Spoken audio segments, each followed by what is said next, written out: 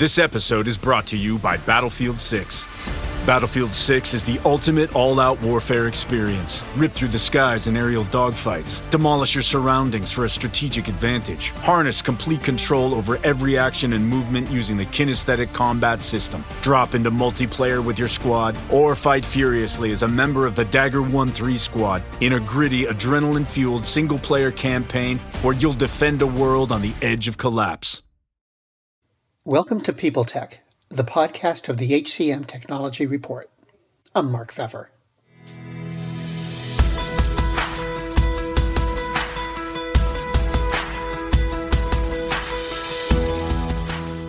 My guest today is Dan Finnigan, the CEO of Filtered AI. Their platform evaluates candidates with brief, comprehensive job simulations, all customized to an employer's tech stack. We're going to explore the changing role of job simulations, what candidates think about it, and more on this edition of People Tech. Hello, Dan. It's good to see you. So, what does Filtered do? I mean, what's the value proposition? Well, Filtered allows companies to interview candidates all over the world with a rich automated interview that simulates the job and therefore simulates the skills one would do on the first day on the job. So in other words, a lot of the work we do today is cloud-based. Filtered focuses on now job simulations that are in the cloud. We started off as a coding simulation platform targeted towards engineering hiring. And we then moved into data science simulations and therefore the hiring of data scientists. We recently launched an overall job simulation platform for any job on the cloud, first focused on DevOps job simulations.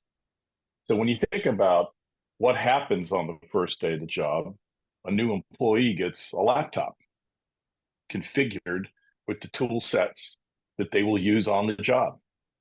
We simulate that, we record it, and we enable hiring managers to ask questions and video record the answers so that candidates can explain their work. And we have fraud detection capabilities that enable the company to verify that the person is who they say they are. You're talking about job simulations. Do they really work? I mean, are they true simulations, or are they just kind of in a little box that's kind of like a real day on the job? No, they really do work. I mean, the first one we did was to take an IDE cloud-based coding environment, but enable it to be configured to any of the languages and tool sets that an engineer would use on the first day of the job.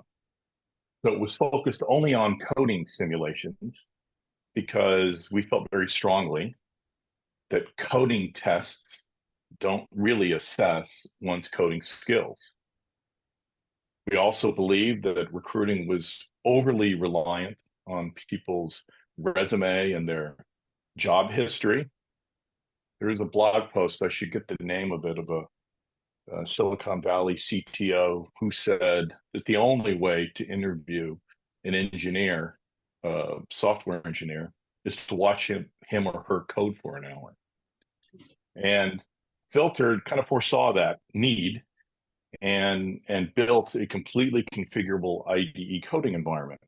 And auto scores the output, meaning you're asked to create software that can actually run.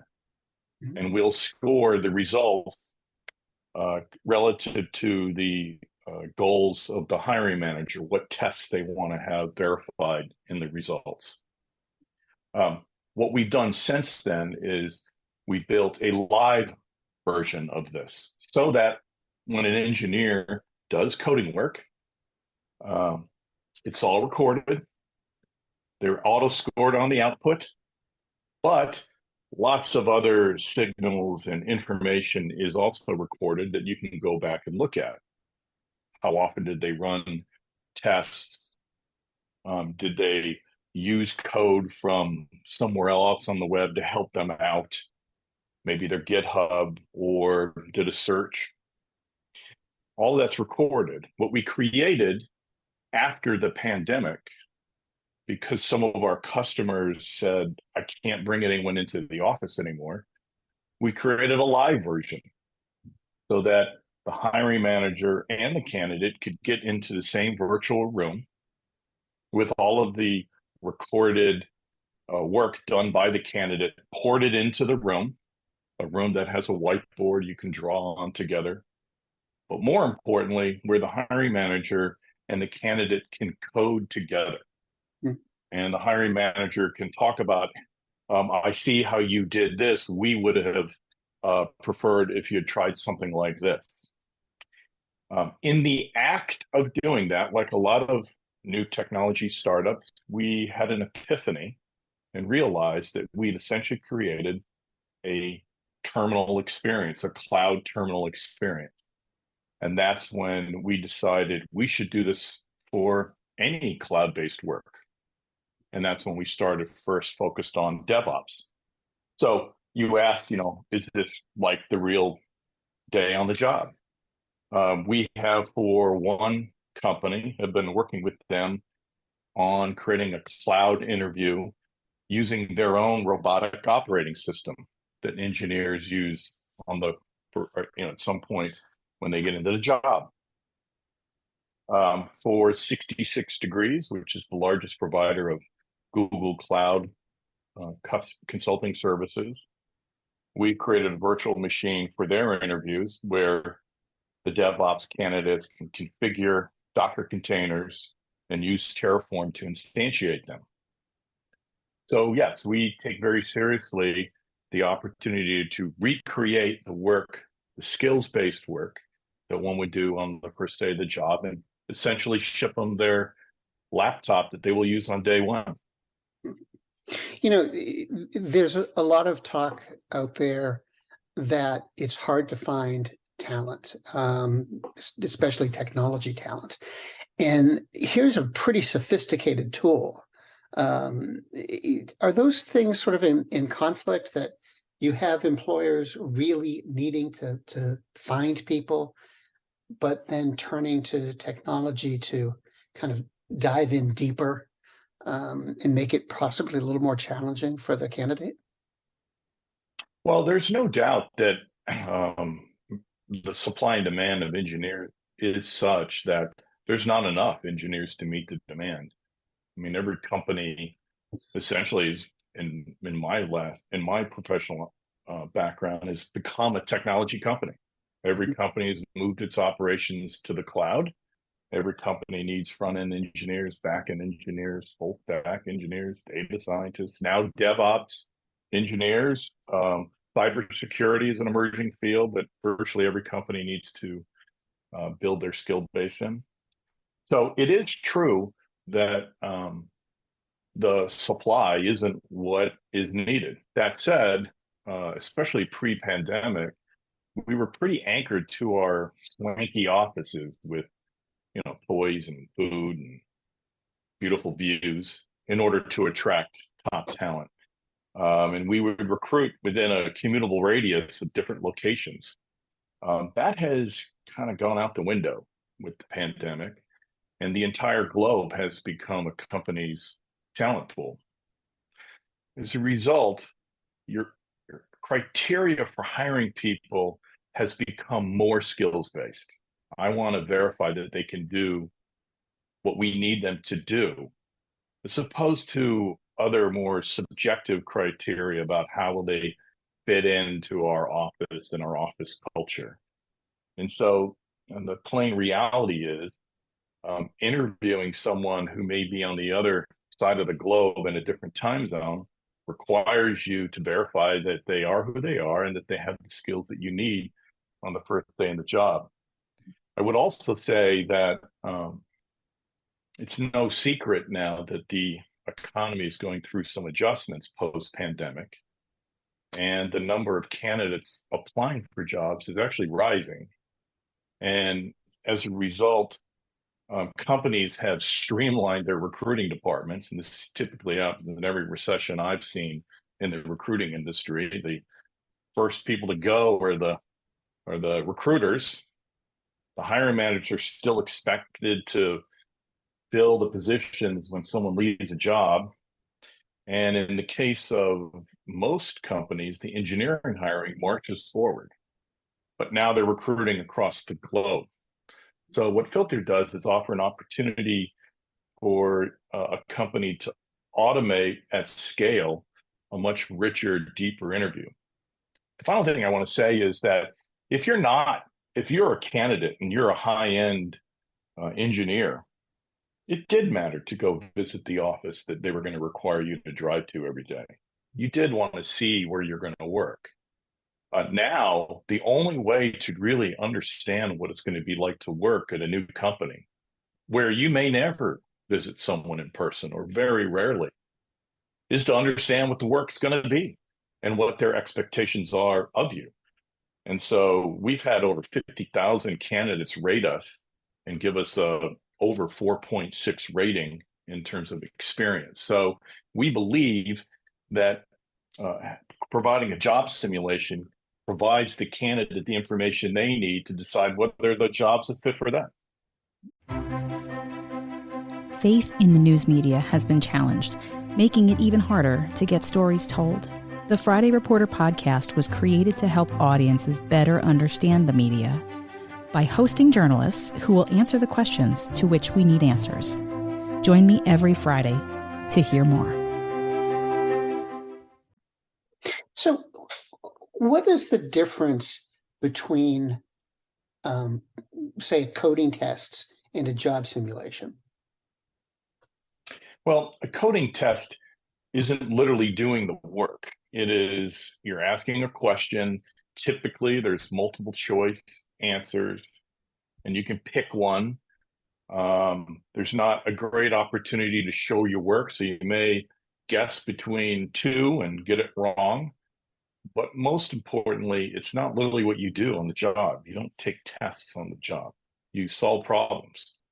And it is a judgment call on what kind of person do you want to hire and what kind of problem solver you want to hire.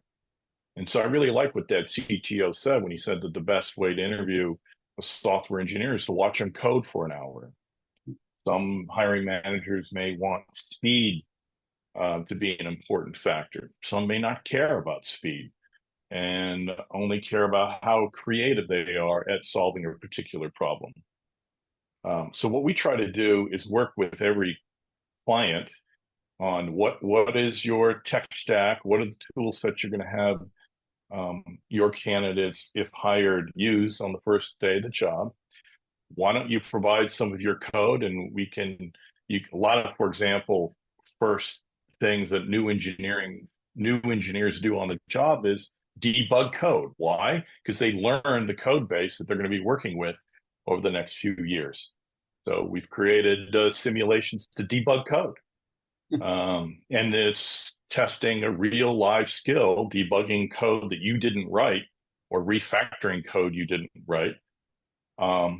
It's assessing that skill. That's not a test. That's a real simulation of what you'd be doing on the job. How do candidates feel about all this? I do believe candidates are tired of lots of things. We hear all the time that candidates don't like a lengthy process that goes on too long. Filter allows companies to make quicker decisions and make decisions faster. I think candidates will like that. Candidates don't like taking coding tests that don't teach them anything about what the job is going to be like. As I said, we provide candidates a real first day on the job work experience. Candidates don't like being asked questions that they see as beneath them that didn't detect that they already had the certain skill, and they don't obviously like being asked questions that are not a fit with their skills. We believe in job transparency and providing a candidate as clear a picture of what the job would be like so they can self-select in or out. But I think candidates who worry about leaving one job for a new job, having never physically visited with any of the hiring managers they'll be working with, really do appreciate the opportunity to prove their worth, show their skills, demonstrate as opposed to talk about their skills, and allow them the opportunity to make the decision based on what that experience was like. Now, years ago, when I was in school for journalism, we were told not to agree to an editing test if we weren't allowed to use a dictionary. And the thought was basically that real newsrooms in the real world have dictionaries, so it was an unfair requirement. Does that kind of situation take place, or is it introduced by some employers where the assessment or the test or the experience makes a task more difficult than it really needs to be? That's a really good question. It makes me realize I should have also said that in our, for example, in our fraud detection capabilities, we don't limit where a candidate can go to get help on fulfilling the job simulation challenge. We just track it. And so a hiring manager can watch a candidate go to their own GitHub depository, pull code in, and show that they particularly know how to do the kind of work that you're going to ask them to do. Or they can just do a Google search and look for ways to solve the problem in a way that the company may not like, because it reveals that they don't know as much as they should know about a particular language or area. It's up to, in other words, the hiring manager to decide. But our belief is that what you just said about being a journalist back in the day, where you're gonna have a dictionary, several, and over time, online dictionaries that you can use, that is the way you should simulate a job. They're going to be working typically from home in their home office. They're going to have lots of resources at their fingertips. You're hiring them to navigate that world on your behalf to solve problems. That's what you want to verify in an interview.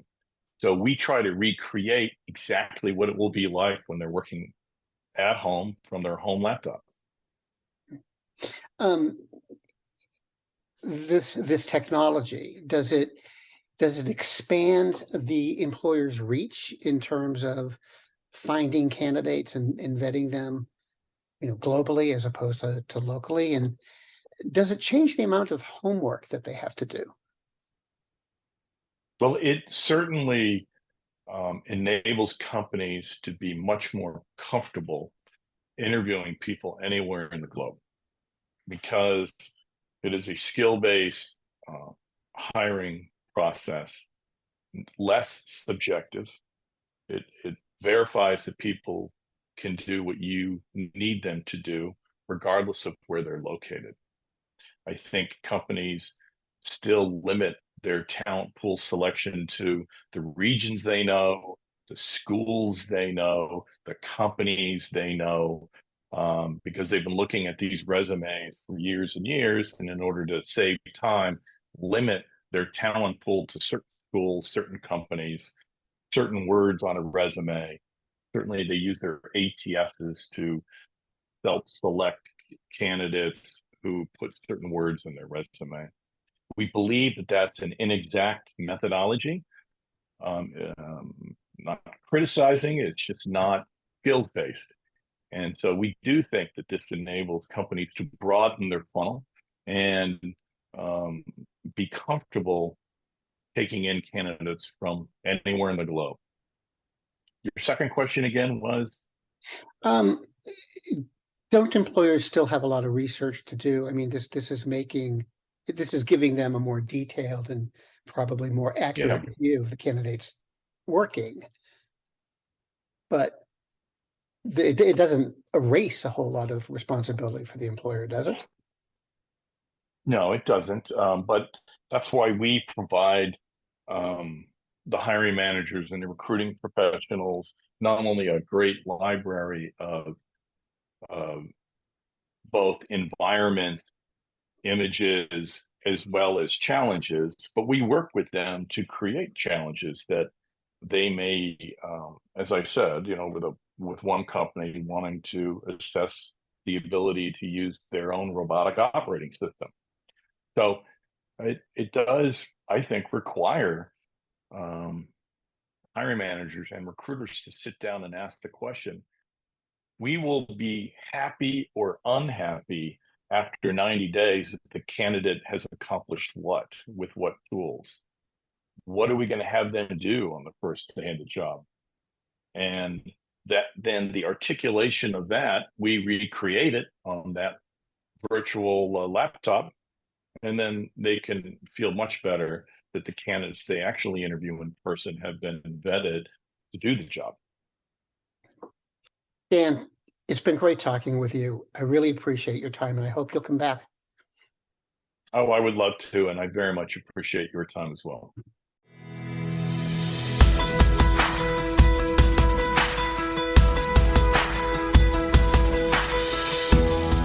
My guest today has been Dan Finnigan, the CEO of Filtered AI, and this has been People Tech, the podcast of the HCM Technology Report. We're a publication of Recruiting Daily. We're also a part of Evergreen Podcasts. To see all of their programs, visit www.evergreenpodcasts.com. And to keep up with HR technology, visit the HCM Technology Report every day.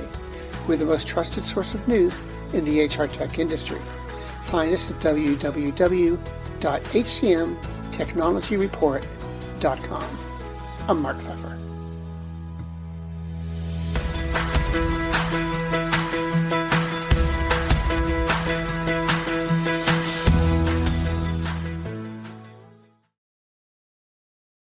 Do you love news about LinkedIn, Indeed, Google, and just about every other recruitment tech company out there? Hell yeah. I'm Chad. I'm Cheese. We're the Chad and Cheese Podcast. All the latest recruiting news and insights are on our show. Dripping in snark and attitude. Subscribe today wherever you listen to your podcasts. We out.